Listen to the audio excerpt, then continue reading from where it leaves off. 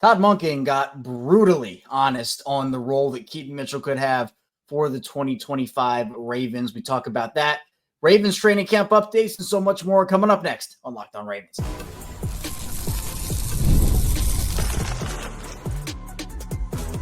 You are Locked On Ravens, your daily Baltimore Ravens podcast. Part of the Locked On Podcast Network, your team every day. You are Locked On Ravens. Welcome into the show. I'm your host, Kevin Oestreicher of Ravens Wire, here with you on the Locked On Podcast Network, your team every day. Thanks so much for being here on a bonus episode of the show today on Sunday, making Locked On Ravens a part of your day and your first listen each and every single day. Free and available for you on all podcasting platforms. That includes in video form on YouTube, where you can like and subscribe to the channel, and in audio form, where you can follow along and subscribe wherever you get your podcasts. 5 days a week here on Locked On Ravens. Regularly scheduled programming is Monday through Friday, but we have bonus episodes like this, sometimes on the weekends when the headlines permit, and of course they permitted for today, as the Ravens had training camp practice on Saturday. Also, we go live after every single Ravens game, every single piece of Ravens big news. We also have the Locked On Ravens Squad Show, which is myself, Sam Njoku, and former Ravens receiver Kadri Ismail. That is live Mondays and Thursdays at 7:30 p.m. Eastern Time. So plenty of Ravens coverage and content for you on Locked On Ravens. Thanks so much to all the everydayers, the first-time listeners, and for somewhere in the middle, thank you as well. Today's episode of Locked On Ravens is brought to you by Gametime. Download the Gametime app, create an account, and use code Locked On NFL for $20 off your first purchase. Well, the Ravens are off today on Sunday, but they had practice yesterday, and my whole thing, as I mentioned on yesterday's bonus episode, we covered both practice on Friday and the Steelers bringing in all these former Ravens. That's a whole different conversation. If you want to go listen to that, be sure you do so. But my goal is to provide updates the next day from every Ravens training camp practice, so even though Monday through Friday is a regularly scheduled content, those weekend practices, those Friday practices, want to bring you that coverage as well. So we'll get into that a little bit more into the specifics of what happened in the second part of the show. In the first part of the show, though, it was coordinator day for the media. Todd Monken, Chris Horton, and Zach Orr all spoke. And Todd Monken got brutally honest about Keaton Mitchell's role and had some other insights into the offense in general. So we'll talk about what Monken had to say in the first part of the show. We'll dive into general training camp updates, including Tez Walker dominating and Tyler Loop continuing to show out during training camp. And then in the final part of the show, we'll do more training camp updates, more about what Zach Orr and Chris Horton had to say. There's a lot to dive into. So let's start off with Todd Monken's comments about Keaton Mitchell. Now, we know that Keaton Mitchell sprung onto the scene as a rookie a couple of years ago, made a huge impact for the Ravens, but ended up suffering a pretty gruesome and brutal knee injury that kept him out for the majority of last season. He came back later in the year, but clearly didn't look like himself, was clearly trying to get back into the swing of things and into the flow and rhythm of, just being an NFL player. And they tried him out on some kick returns and gave him opportunities. But this feels like this offseason, this year, 2025, feels like the year that Keaton is going to get back to looking like he did during his rookie season. And so Todd Monken, speaking to the media after practice on Saturday, he was asked about Keaton Mitchell, and he said, quote, "Seeing Keaton Mitchell and how well he's running out here, do you anticipate that he's going to have a bigger role than he needed last year?" And Todd Monken answered and said, quote, "Well, it's great to see him back. I think last year when he came back, he was still in his own mind. I think he wanted to be ready, and that means after returning from the injury. You'd have to ask him whether he felt that way, if he was confident in that when you don't practice for such a long time. I'm excited to see him every day out here, and I'm excited to see him when we play in the preseason because he has to fight for touches, to get touches. 2 years ago, we didn't have Derrick Henry. Let's just say it like it is. It's a fight to get touches in the backfield. Justice Hill is an established, outstanding football player. Now we have Derrick Henry. So that third running back position is fighting for reps, fighting for touches, fighting for the ability to be really good as a pass protector, all the above, a special teams player, just because we are in a different place than we were a year ago. But it's exciting to see him really kind of be up to speed in the first 4 days. So pretty much a roundabout answer for Todd Monken to say, yeah, he probably isn't going to have an established role early on. He's going to have to fight to earn that job. And I don't disagree with Todd Monken in the fact that it is going to be a fight to get touches in that backfield, and Derrick Henry should be your bell cow running back, right? That, to me, totally on the same page, totally on board. But I do think that Keaton shouldn't be kind of cast aside here. And I'm not saying Monken is doing that in this. I know that the answer that Monken gave will probably give off, the assumption that he is. I don't think he's doing it, but I don't think Keaton should be cast aside because, Justice Hill, who, by the way, had an awesome year last season, he absolutely deserves touches as well. Don't get me wrong there.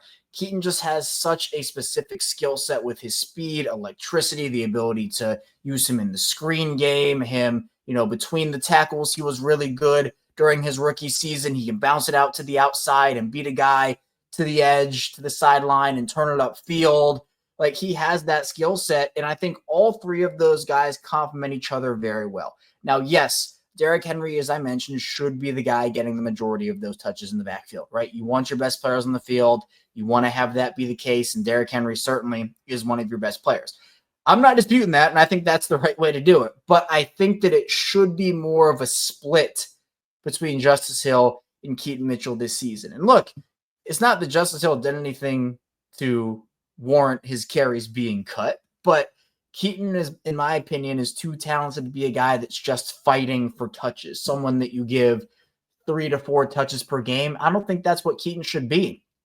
I think Keaton should get at least 5 touches per game, probably somewhere in that 5 to 9, maybe 5 to 8 category. And you can use him in a lot of different ways, like I just talked about. It doesn't have to be specific. It's obviously going to be situational as well, right? Some games maybe he'll be needed more. Other games he'll maybe be needed less. Like, that's another part of it as well. The Ravens have a 3-headed monster in that backfield, and I think that they should utilize Keaton Mitchell as such. And, maybe as the preseason goes along and training camp goes along and Keaton continues to look like the Keaton Mitchell of his rookie season, maybe that mindset shifts for the Ravens. And again, it's not like Monken is saying Keaton's not going to get any touches here. But I appreciate Monken's honesty with his answer.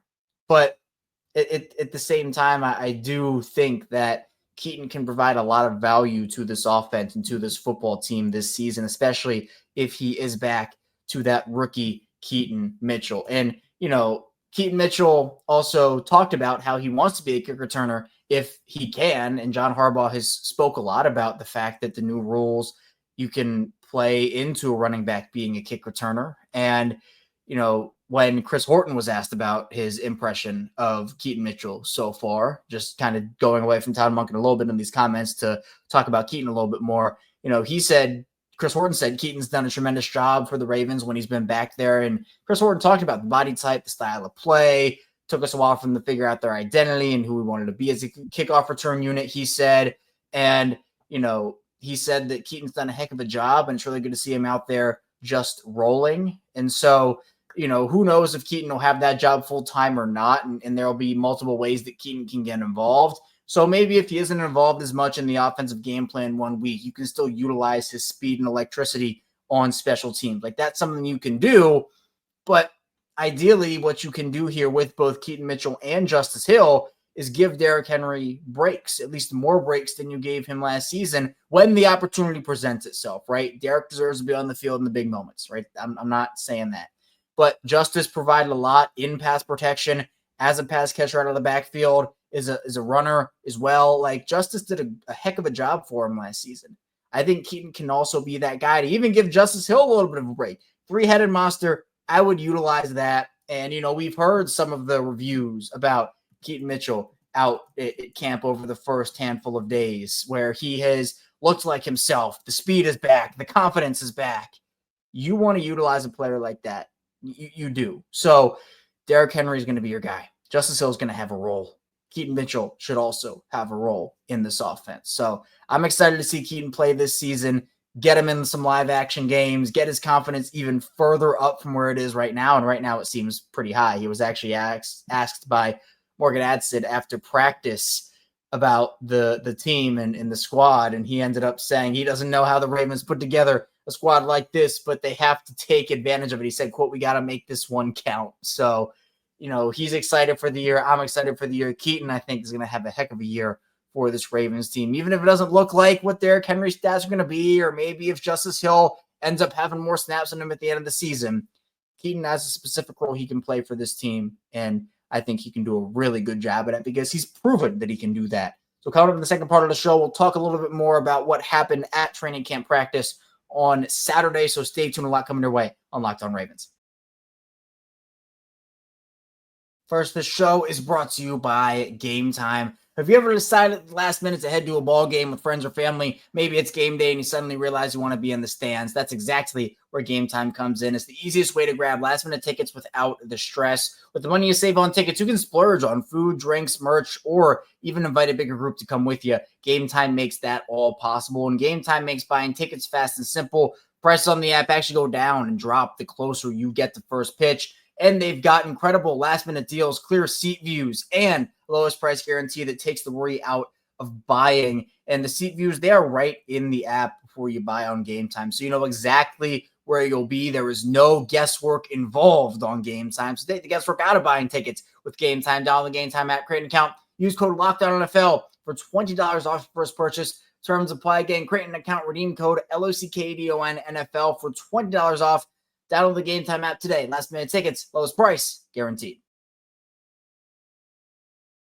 Back on Locked On Ravens, Kevin Oestreicher still here with you on this Sunday edition of the show. Appreciate everybody again for being here, making Locked On Ravens a part of your day, your first listen each and every single day as well.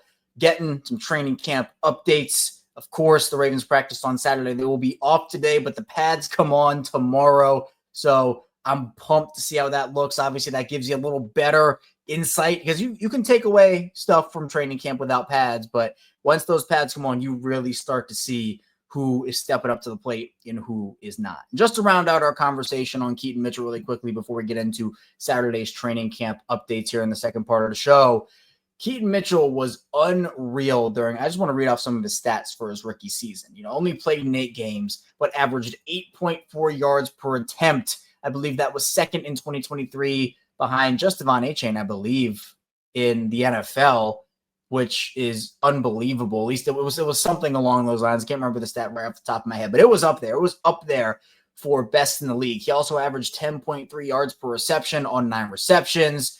I mean, he was a home run hitter, big play player, and that's what Derrick Henry is for them. That's what Justice Hill is for them. So you add Keaton Mitchell, a fully healthy, fully confident Keaton Mitchell, back into that fold.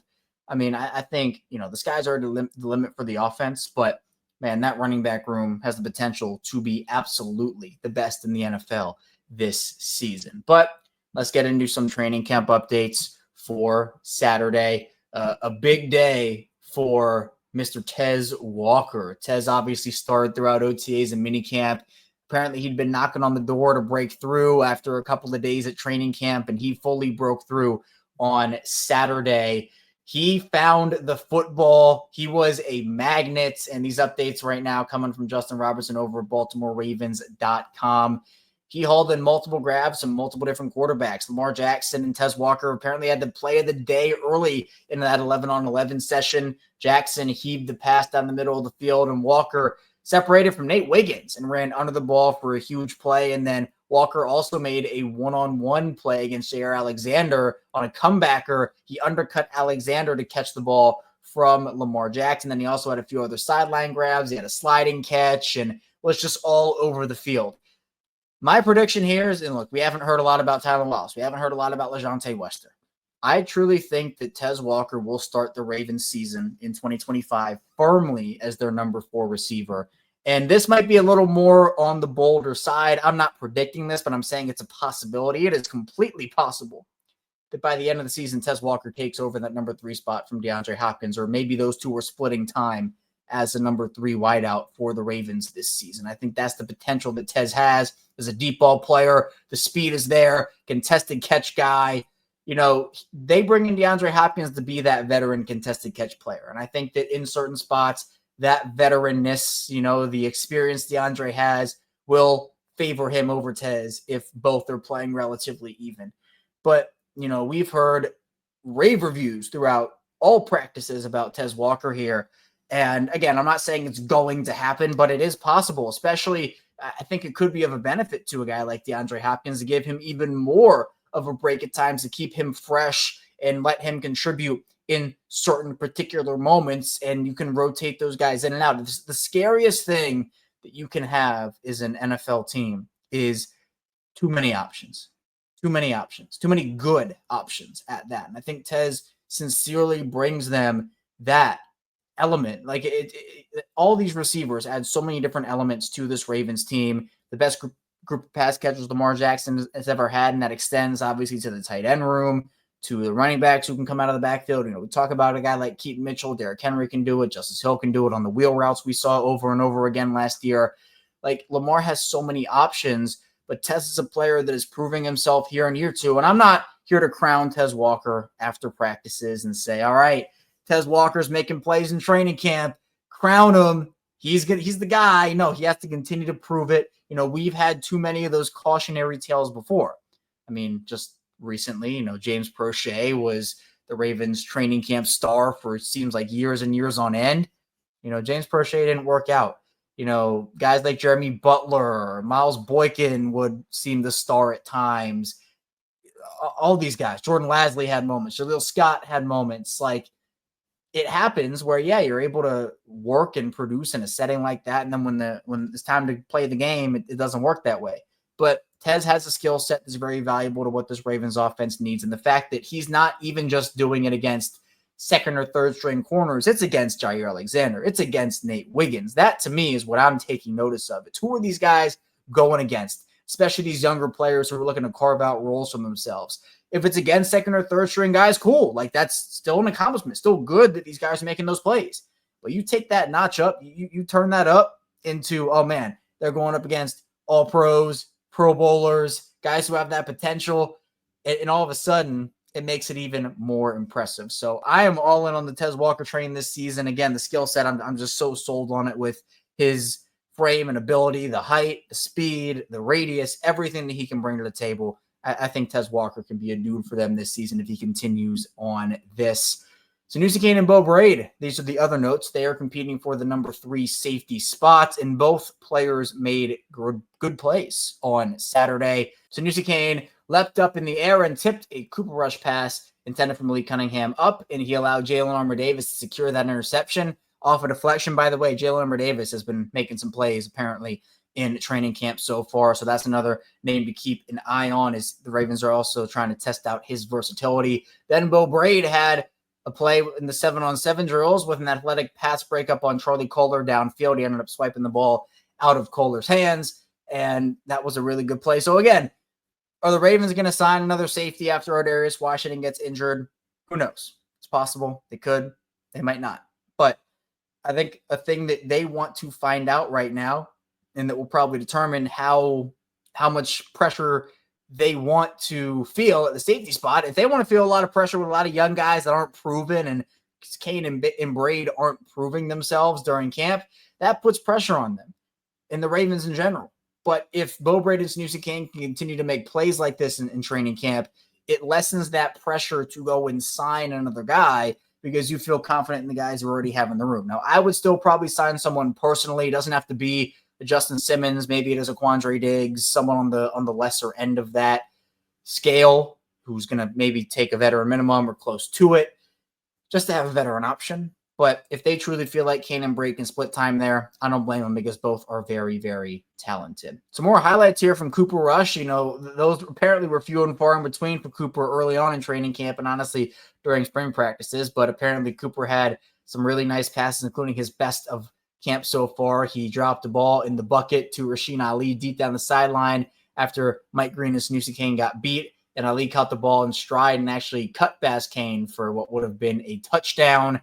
DeAndre Hopkins and Lamar Jackson continue to establish their rapport with each other. They had more sideline grabs on Saturday, which is great to hear because, Lamar talked about it, right? Where D-Hop is D-Hop. He's a vet. He's been around. He knows how to get into the soft spots of defenses, but it is going to take time for those two specifically to establish their specific chemistry. So glad to see them continuing to get in work together. Jaire Alexander continues to practice at a very high level. He ended up being tested several times, but none of those passes were completed. So the vet additions for the Ravens continuing to star. Nnamdi Madubuike swatted down a Lamar Jackson pass, so that was good for the defensive line. And again, we'll see more and hear more about both the offensive line and defensive line as the pads come on Monday, and we'll start to get a better idea there. But then some more of the big news, not the only big news, but the kicker competition. Tyler Loop and John Hoyland, they shared kicker duties on Saturday. Loop went 7 for 7, while Hoyland went 3 of 4. Loop had a long of 42. And, we saw that Loop had the 63 or 60-plus yard field goal make. Like, that was the real kick for him. But just make the gimmies. Make the gimmies. Loop is perfect. And actually, Jonas Schaefer of the Baltimore Banner, he put together a kicker chart. This is a really handy-dandy thing that Jonas put together. And actually, it makes things a lot easier to kind of visualize. So Tyler Loop in total, he has gone 23 for 23 on training camp.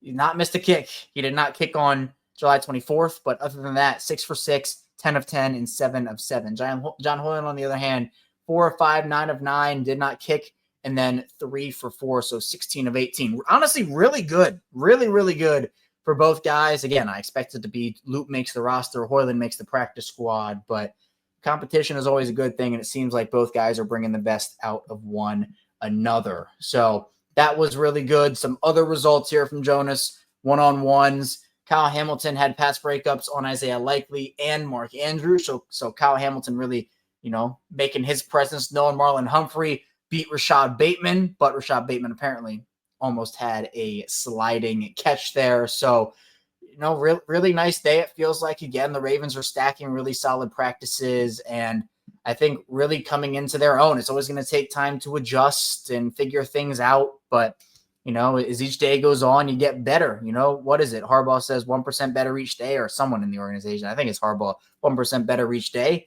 The Ravens, that is what they are trying to do here. And also, just one more thing, Chidobe Awuzie, he spent much of the time running on the side field. He didn't take a lot of reps the last 2 days. John Harbaugh said he was fine after Friday's practice, so I guess just a little something to keep an eye on there. Coming up in the final part of the show, we're going to be diving more into what the coordinator said. We talked about that in the first part of the show with Todd Monken's comments on Keaton Mitchell. We'll get to more Monken. We'll get to Zach Orr and some Chris Horton too. Stay tuned. A lot coming up on the show. This episode is presented by Yahoo Fantasy. Fantasy football is back. Fire up the group chat, get your draft board ready, and buckle up for a season filled with breakouts, busts, and all the overreactions we live for. It's all going down on Yahoo Fantasy. This year, me and Locked On Ravens are playing on Yahoo Fantasy, and you should too, whether you're a first-timer or a veteran making your millionth league. I've used Yahoo Fantasy for years, and I love how smooth the draft day experience is. You got your draft boards, you got your player analysis. Everything you need is over on Yahoo Fantasy. It is incredible. To celebrate 28 years of fantasy greatness, Yahoo Fantasy is dropping 28 big new features over 28 days, giving you more ways to play, more ways to draft, and more ways to win. It all begins August 4th. Stay tuned to get started by creating or joining a Yahoo Fantasy Football League at yahoofantasy.com/LockedOnNFL. That's yahoofantasy.com/LockedOnNFL. And let's make this fantasy season the best one yet. Back on Locked On Ravens, rounding out the show here on Sunday. Kevin Oestreicher still talking Ravens football with you here.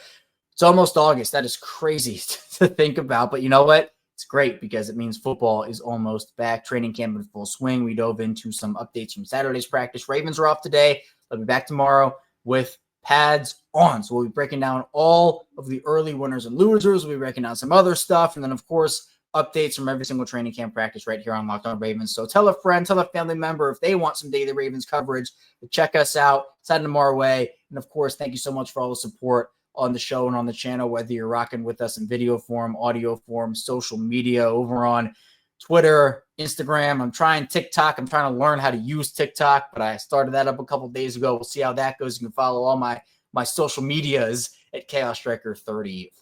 Let's get more into some of the comments that Todd Monken, Zach Orr, and Chris Horton had to say to the media.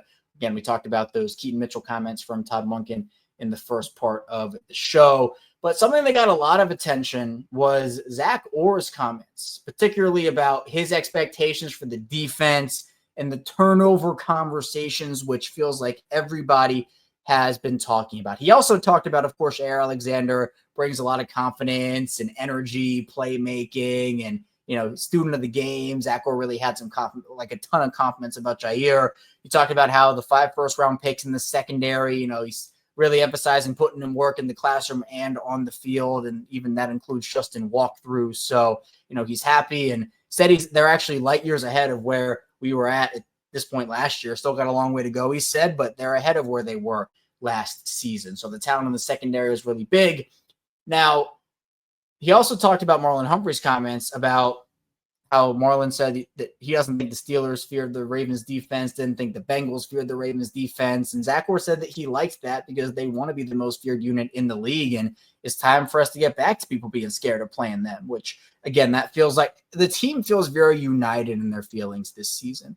And maybe it just feels that way because there was so much drama last year and a lot of like internal stuff going on, not like necessarily in training camp, but more so during the year.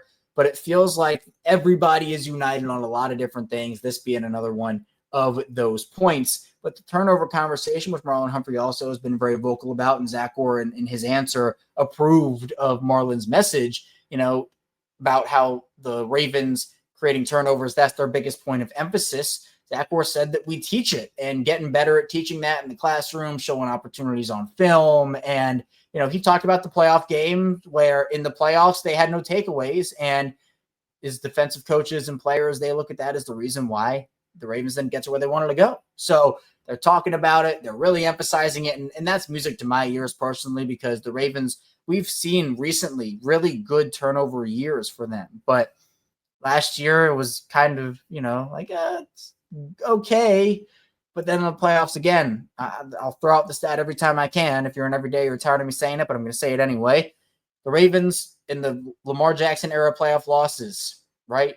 You have 15 turnovers by the offense and just 2 takeaways by the defense in the Lamar Jackson era in those playoff games. It's unacceptable. It cannot happen. So really glad that's been the emphasis. There's been a lot of conversation about Nate Wiggins, and actually a question was asked about Nate Wiggins growing into a kind of player that you can have follow opposing number 1 wide receivers. And Zach Orr said that's something that they might do. Right now they're playing left and right and rotating, so they're getting work and all that. But he said maybe that's something that they will look into.